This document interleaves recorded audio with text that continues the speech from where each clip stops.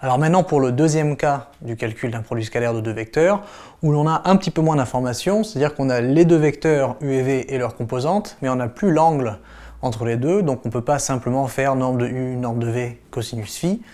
On peut s'en sortir quand même, puisque le produit scalaire des deux vecteurs u et v, donc u scalaire v, est égal à par définition u1 v1 plus u2 v2 plus u3 v3. Donc c'est la somme du produit des composantes 2 à 2, donc u1 v1 plus u2 v2 plus u3 v3. Voilà. Ce qui fait qu'à partir simplement des composantes, on peut déterminer le produit scalaire de deux vecteurs.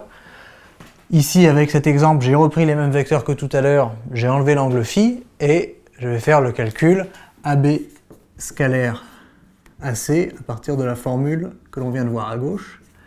Et AB scalaire AC, alors c'est 1 fois 0 plus 2 fois moins 1 plus moins 3 fois 4, c'est-à-dire 0, moins 2, moins 12, c'est-à-dire moins 14, et on retrouve bien le résultat qu'on avait au cas précédent. C'est normal, on a les mêmes vecteurs, donc il n'y a aucune raison que le résultat soit différent. Simplement, la méthode pour arriver au résultat est un petit peu différente.